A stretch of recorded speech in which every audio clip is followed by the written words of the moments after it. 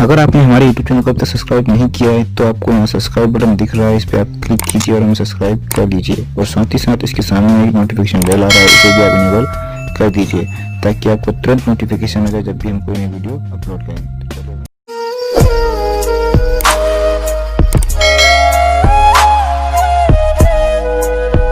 Practical classes में आपका स्वागत है।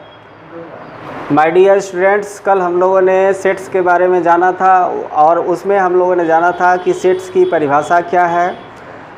उसके बाद हम लोगों ने जाना कि सेट्स को लिखते कैसे हैं, उसके एलिमेंट को कैसे दिखाते हैं और सेट्स लिखने के कितने तरीके हैं।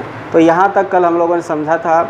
हम लोग एक बात पे गौर करें कि यहाँ पर जो हम लोग सेट के एलिमेंट अवयव को दिखाते हैं तो वो जो हमारा सिंबल था उसका नाम एप्सिलन उसको बोलते हैं। इसको हम लोग बिलोंग्स टू के नाम से भी जानते हैं।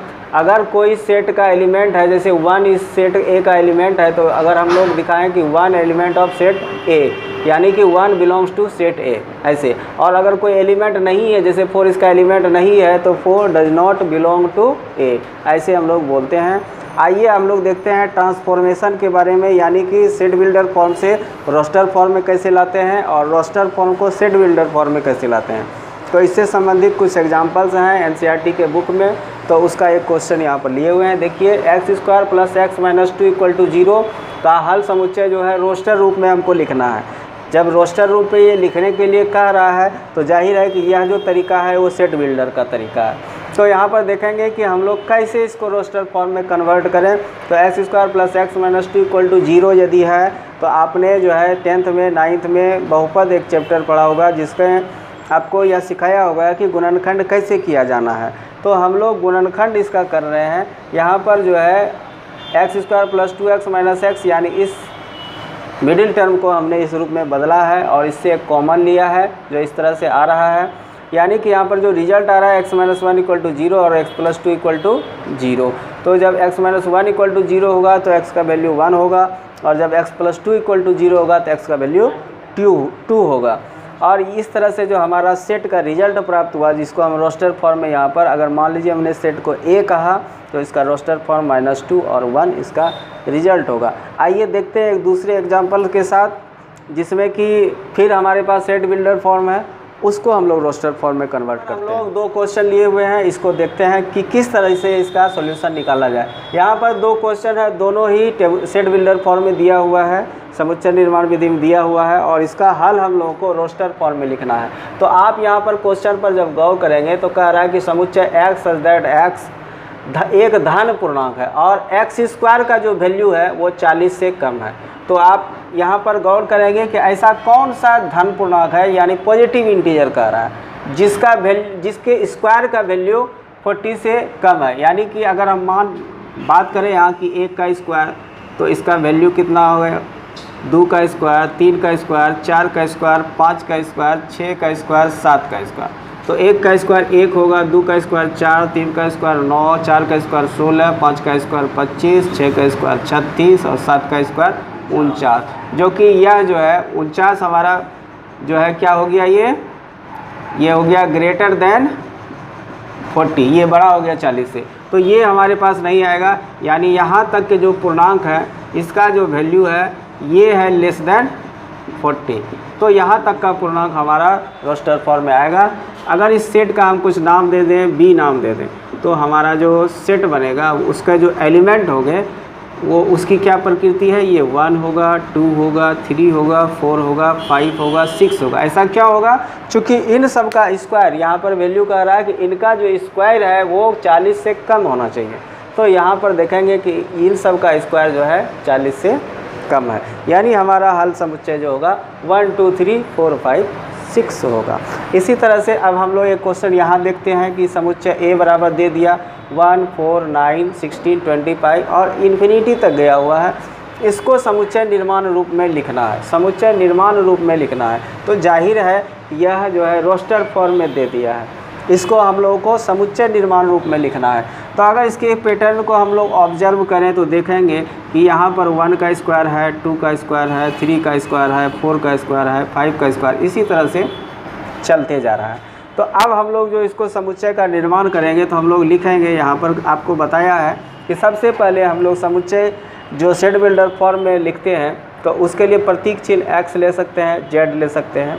तो जैसे मान लीजिए मैंने x लिया और यहाँ पर एक कॉलन लगाते हैं जिसको हम लोग सच दैट भी बोल देते हैं, और इसके बाद x की क्या प्रकृति है वो हम लोग यहाँ पर शो करेंगे। तो आप क्या देख रहे हैं x की क्या प्रकृति है, यहाँ पर आप देखेंगे कि भाई x जो है आपका एक प्राकृत संख्या है, चूँकि वो कह रहा था कि 1 से 1 लिए हैं, 2 लिए हैं, तो ये सारे हम नेचुरल नंबर ले रहे हैं। कैसा नंबर है? प्राकृत संख्या ले रहे हैं, लेकिन प्राकृत संख्या में कैसा है कि ये प्राकृत संख्या का वर्ग है। क्या है? प्राकृत संख्या का वर्ग है। और यह जो प्राकृत संख्या है कहाँ तक गया है यो, और इसमें चूँकि इन्फिनिटी दे दिया है तो जाहिर है कि इसमें और बहुत सारे प्राकृत संख्या को हम लोग ले सकते हैं। तो हम बोल सकते हैं कि x एक प्राकृत संख्या का वर्ग है। इसको हम लोग और दूसरे तरीके से लिख सकते हैं। यहाँ पर हम इसको और भी दूसरा तरीका से लिख सकते हैं। यहाँ पर दूसरा तरीका लिखने का क्या तरीका है कि यहाँ पर x x और x की क्या प्रकृति है भाई, तो यह जो है n स्क्वायर है। x क्या है? n का स्क्वायर है। और जहाँ लिख सकते हैं, जहाँ इसको इस सिंबल से भी दिखा सकते हैं, जहाँ को ऐसे सिंबल से भी दिखा सकते हैं। जहाँ क्या है कि n का जो वैल्यू है n belongs to natural number. किससे बिलोंग कर रहा है? ये प्राकृत संख्या से बिलोंग कर रहा है। तो जाहिर है कि अब जहाँ तक आपका प्राकृत संख्या है वहाँ तक आप n का वैल्यू ले जा सकते हैं। जैसे यहाँ पर x बराबर n स्क्वायर है, यानी ये कह रहा है कि जो भी x ले रहे हैं उसका स्क्वायर हमको रिजल्ट जो है उसका क्या है? स्क्वायर रिजल्ट है, उसका वर्ग रिजल्ट है। तो हम लोग इसी बात को इस तरह से भी लिख सकते हैं। सेट्स में आगे हम लोग देखते हैं कुछ और क्वेश्चंस के बारे में। यहाँ पर एक क्वेश्चन हमने लिया है कि एक सेट है जिसका वैल्यू दिया हुआ है, इसका एलिमेंट है 1, 4, 9, 16, 25। इसको हमको समुच्चय निर्माण रूप में लिखना है। तो इस पैटर्न को आप अगर ऑब्जर्व करें तो ये देखिए कि ये 1 का स्क्वायर है, 2 का स्क्वायर है, 3 का स्क्वायर है, 4 का स्क्वायर है, 5 का स्क्वायर है।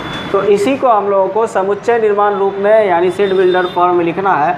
तो इस सेट को हम लोग कैसे लिख सकते हैं? तो इसमें हम लोग लिखेंगे जो पहला तरीका है जो आपको बताया है कि x सच दैट x का क्या प्रॉपर्टी है। तो आप देखेंगे कि x एक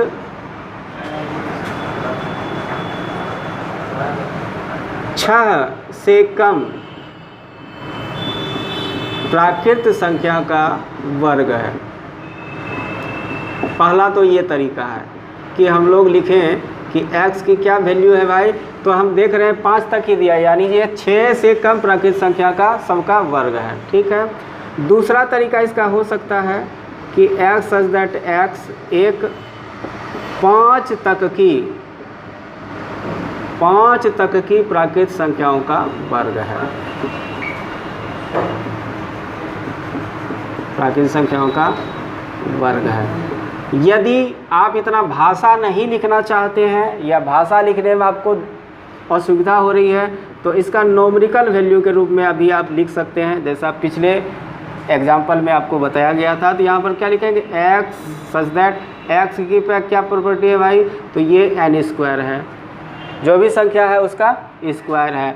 और क्या है ये n क्या है? n बिलोंग्स टू n, ये प्राकृत संख्याओं का समुच्चय है। यानी किससे बिलोंग करेगा? n कहाँ बिलोंग कर रहा है? तो प्राकृत समुच्चयों के सेट में ये बिलोंग कर रहा है। तो इसमें लिख देते, यहाँ पर पहले लिख देते n कहाँ से कहाँ तक बिलोंग कर रहा है। तो ये n का जो वैल्यू है वो लेस देन और इक्वल टू 1 है और लेस देन और इक्वल टू 6 है, यानी 1 से 1 के बराबर है या इससे बड़ा है, और 6 से छोटा है या 6 के बराबर है। तो यहाँ तो 6 से छोटा है, तो ये n का वैल्यू है। यहाँ के बीच में ही आपका सेट निर्भर कर रहा है। और ये n जो है किस सेट से संबंधित है? तो वो प्राकृत संख्याओं के समुच्चय से संबंधित है। तो हम इसको n belongs to natural number लिख सकते हैं, नेचुरल नंबर। तो दूसरा देखते हैं, यहाँ पर एक और एग्जांपल है कि समुच्चय ये इस तरह का सेट है, इसको समुच्चय निर्माण रूप में यानी सेट बिल्डर फॉर्म में लिखना है। तो हम लोग इस इस नियम का उपयोग करते हुए अगर इस सेट को हमने ए मान लिया तो क्या लिख सकते हैं कि x सच दैट x। अब ये पैटर्न को ऑब्जर्व कीजिए कि x की क्या प्रॉपर्टी है, x क्या कर रहा है। आप देखेंगे कि अगर हमने एक वैल्यू लिया तो नीचे एक ज़्यादा 2 आ रहा है, यहाँ अगर 2 वैल्यू लिया तो नीचे एक ज़्यादा 3 आ रहा है। यानी कि अगर हम ऊपर में n लेते हैं तो नीचे हमारा क्या आएगा n+1। और ये वैल्यू n का कहाँ तक आएगा, n कहाँ तक वेरी करेगा। तो यहाँ देखिए, यहाँ पर हमने n का सबसे कम वैल्यू 1 लिया था और आप यहाँ पर देखेंगे कि अधिकतम वैल्यू इसका कितना जाएगा, 6 जाएगा।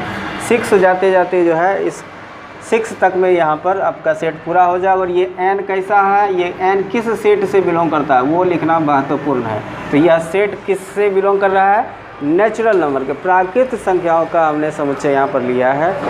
तो इस तरह से हम लोग यह समझ गए कि सेट बिल्डर फॉर्म से रोस्टर फॉर्म में कैसे कन्वर्ट करना है और रोस्टर फॉर्म को सेट बिल्डर फॉर्म में किस तरह से कन्वर्ट करना है।